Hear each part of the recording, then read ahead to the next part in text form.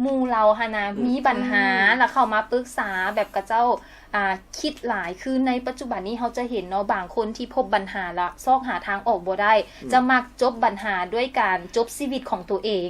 ซึ่งอันนี้เขาเห็นเป็นแบบรายมือเลยเป็นรายวันเลยได้ยินข่าวบ่เฉพาะแต่ในบ้านเฮาต่างประเทศคือกันซึ่งเราบอกว่าคัสว่าหมู่เฮามาปรึกษาเฮาจะมีวิธีเว้าแนวใดเพื่อให้หมู่แบบเซาคิด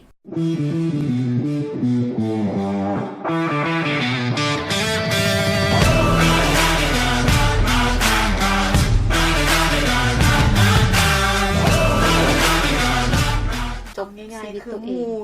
ท้อแฮงอยากฆ่าตัวตายแล้วเขาเป็นหมู่เขาจะเฮ็ดแนวใดจะเว้าแนวใดเพื่อบ่ให้กับเจ้าเฮ็ดสิ่งนั้นมีแท้ใดอันนี้นะคือน้ำหอมก็เคยเจอคือกันว้าวถ้าเธอก่อนตอนเฮามามีผู้หนึ่งเพิ่นถามคำถามเดียวกันแม่นบ่ที่มันบอกว่าถ้าท่านซักไสมีโอกาสที่จะเว้ากับผู้ชายผู้หนึ่งที่กำลังจะฆ่าตัวตายท่านซักไสสิเว้าหยังเศร้าแล้ว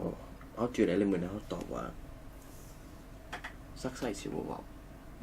ซักไสสิฟังเพราะว่านั่นแหละเป็นสิ่งที่บ่มีคนเฮ็ดผู้หนึ่งที่อยากจบชีวิตตัวเองก็ย้อนว่าเรารู้สึกว่าบ่มีไผสนแล้วสังคมเฮาก็มีแต่พยายามสิบอกสิสอนสิเว้าสิเตือนแล้วบ่มีไผเลยที่จะยอมนั่งลบแล้วฟังว่าเราอยากจากโลกนี้ไปเป็นย้อนหยังเจ้า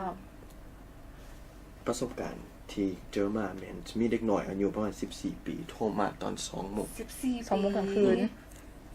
บอกว่าซักไสคนต่างประเทศข่อยอยากฆ่าตัวตาย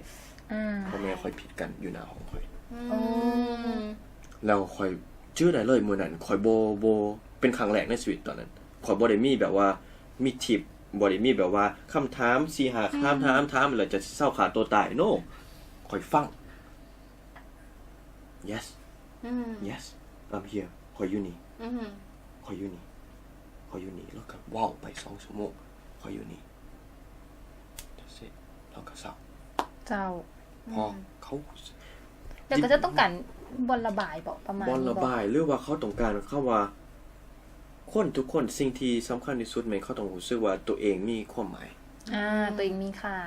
และมีความหมายแล้วสิ่งของควรที่จะให้คนหนึ่งได้หลายที่สุดแม่นการฟังแม่นอยู่สัก like งานอินเทอร์วิวเฮา like เฮาเว้าหลาย right เฮาเว้าหลายแต่ว่าวิธีฟังหรือว่าสกิลทักษะในการฟังนี่เป็นทักษะที่สังคมลืมสังคมเฮาลืมทักษะในการฟังทุกคนอยากเว้าแม่นทุกคนอยากเป็นผู้เว้าแม่นเฮามี2หูปากเดียว